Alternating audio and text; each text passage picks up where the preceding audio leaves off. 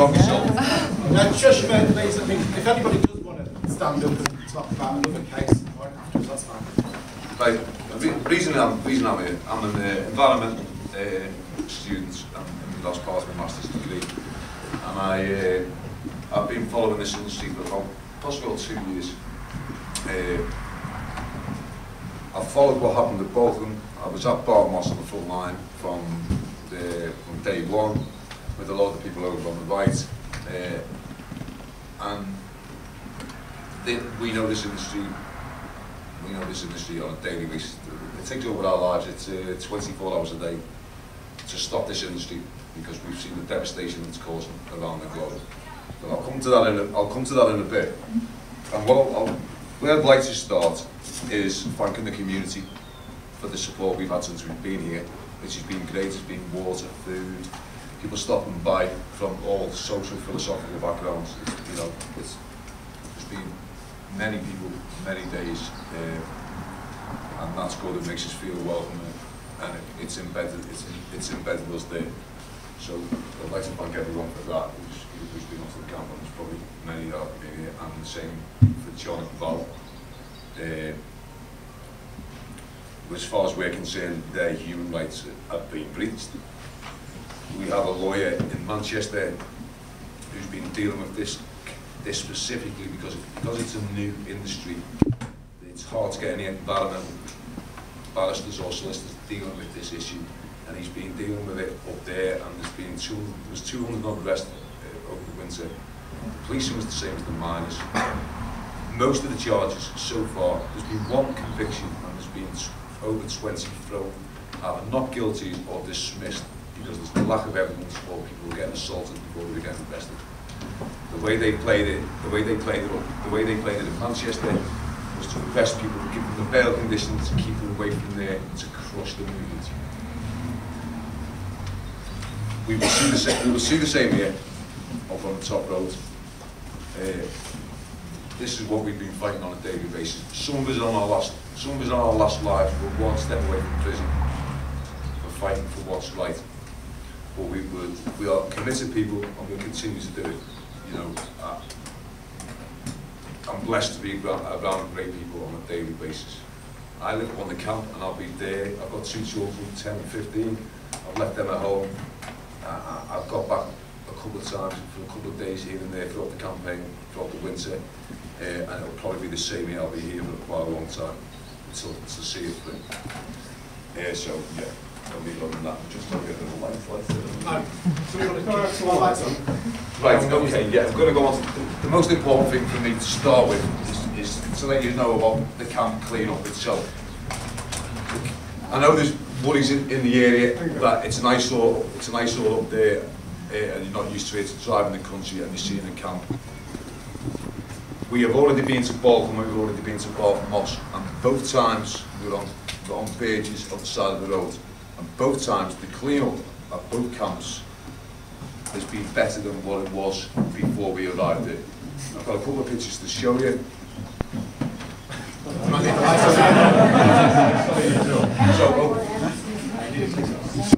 This is Bartmoss in Lancashire, which is where we've been from November to May. As you can see, where the tents and stuff out there, this was all shrubs, just like hedge shrubs and uneven ground, and there's the camp there on the other side. Is there more pictures? Oh, sorry. And this is how the village was left. There was about a 3-week stage where people were there, store bale, and doing the maintenance because we're environmentalists. So we made sure it was back's the way it should be. And it'll be the same up on Crawberry Hill. You'll be trespassing up there as well, aren't you? Rest assured. Okay. I saw you trespassing up there on Friday. I was up there on Friday and I saw somebody trespassing in one of the fields. We can have time for questions afterwards. Right, okay, so what we know. There's more after pictures if you want to the planting of the hedges. Okay, so some people have put plants and stuff in there as well, so you know. And there it is. It's, as you can see, it was a nice shore, and this is Walkington in West Sussex, West Sussex. And this is obviously the main road from Cuckfield to to Bolton. I've been there, I was down there recently, in a couple of villages down there doing talks and stuff like that. Yeah, it's a main road between Cutfield and Bolton, which is on the London to Brighton line. If the train we stop there about 3 times every third train, because it's that low, and that's the claim up there. So it will be sort of best assured the camp will be like that maybe. Right, what do we know? What do we know on the site? This is where it gets interesting for me. What we believe is going to happen up on the site, as Rich has just explained, is there's going to be a mini frack. Which is the only difference between a mini frack and a frack is the chemicals. It's going to be water. What's going to happen up there? They're going to do a test. They're going to try and do a test. It's our job to stop them doing the test. Because once they do this test, they're going to have the data and the records. They already know it's a good viable site. You just seen it on the email that he just put up on the screen a minute ago. They're going to get the data and the records. And when Rathlin have been saying to you, we're not going to frack, I honestly believe they're not going to frack on a large scale, hydraulically frack. They're going to do this mini frack. And then, as prospectors, some of the big boys are going to come in here. iGas, Quadrilla, possibly one of them too. Now, the reason why I say that is, what we've seen on the campaign so far, there's been other sites as well as Barmos, Bolton. There's been a site in Nottingham, Danes Hill. There's been a site in a place called Farnham, which is just outside Chester. And there's also a site in Upton, which is just outside Chester, right next to Chester Zoo. Now what Dart Energy done, which is just a prospector, pretty much what like Rathlin is really, it's just a small company. They just take the hit, they just do the dirty work for these big companies, and it goes to a step and then it falls off. And then the big boys come in and we're in real trouble because we all know what the oil and gas industry does once it's in control. So what Dart Energy done, they're going to test the farming. Only a small protest, small security, small sites, they got the data they needed. Then they went down to Danes Hill and Nottingham and they've done the same. They got the data they needed. They have another site in Upton which we are on occupied before they have even built the site. So we're on the field, protecting the field and that community before the site is even being built. But this is where it gets interesting. In the last fortnight, Dart Energy have sold out to iGas for 117.1 million. They've got all the data from the drill sites that they've done. They took to their shareholders and they've said, there you go, as prospectors, that's what we found, that's what's there. And the deal is going through, it's been up in April, and it is due to, the 6th stage of it is due to go through in August. And that's the end of it. Now, iGas Energy has got a, we talk about the Bowland Shale on the east coast, which is where we are here. We have Bowland Shale on the northwest as well. Now, there's a man called John Whittaker, who is the CEO of Peel Holdings. He has been, for the last 30 years in this country, he's been buying land in any form, in any shape, throughout the northwest. He has leased all his land to iGas to do this industry. We're ahead on the northwest, and that's the situation we're in over there. It's critical. They just done a test at Barton Moss. They said they weren't going to frack. They did frack. It's the same situation here. And as Richard said before, the industry are very clever. They just slightly change your name here or change your name there, just to keep people not getting too scared. And that's the situation, and that is why we as protectors are here. Because John Whittaker is the landlord of the BBC and all the other news stations at Salford Media City. So what you're seeing on the telly, in BBC One, 6 o'clock news, stuff like that, will be edited down to suit the corporates, John Whittaker. And this man was David Cameron's business envoy to China last year, the best of buddies. So this is the dangerousness of this situation, and this is why we're here. Rathlin are just the prospectors, so we need to come together as a community, work together to stop this stage getting done. Because once they've got the data at this stage, these communities are right around there are in big trouble. we're talking one of these pads every 2 square miles. You've seen the picture before, that's what it would be. It's as far as you can see. We're not, they're the facts. And if you go away and look, at what I've actually said, you will see that they are the facts. So Rathlin, we'll just keep it straight here.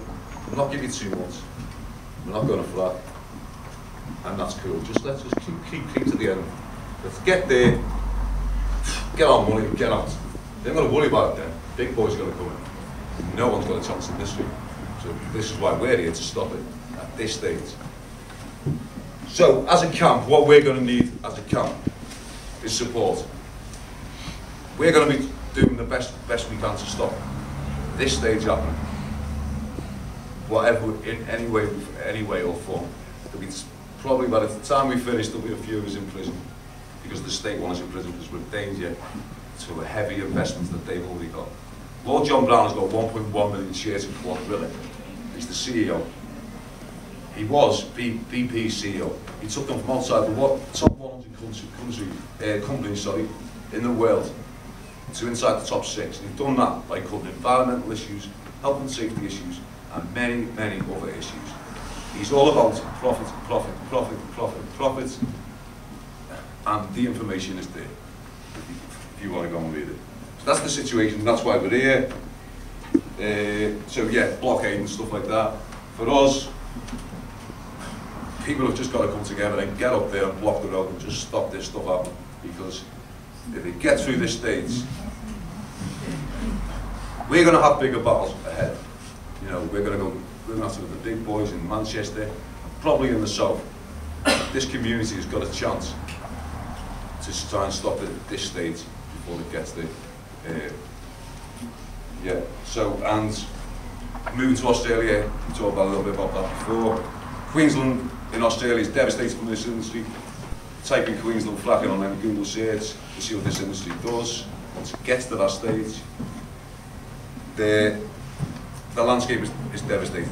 In New South Wales at the moment, there's a blockade in Bentley, in a place called Bentley. And there's 10,000 people up on the road, just like us, trying to stop this industry. Their industry is called the coal seam gas industry, and they know what's happening and what's doing to people's land, hundreds of acres of land, destroyed. People have lost everything. It's all there, search engines, you can't miss it. So that's why they've got a blockade. They don't want it in New South Wales because they've seen the devastation in Queensland. So yeah, what else have we got? Yes, so that's really it for me. The only other thing is, what I said, we need support because we can. I don't know if anyone else in the camp missed anything else. But there's a gig in Beverley next Saturday. We're going to do a music session and stuff on the Saturday, a bit of live music, trying to get people from just outside the area as well. Someone mentioned to me before about Bishop's Burn, and when I come in, so we're going to put that before the question and answers. We've tried to get around everywhere we can. The problem we've had with Bishop's Burn is the lad we got run into is from the families from Bishop's Burn, and we've had heavies down in cars coming up past the site at fast speeds, trying to scare us away from there because they've signed a deal that they can't get out of, and these companies will crush them if they do. They'll crush them overnight, bankrupt them. So they're trying to get us away from here before the facts come out. But we are resilient and we will not go anywhere. So yeah, I'm going to leave there. Thanks for that.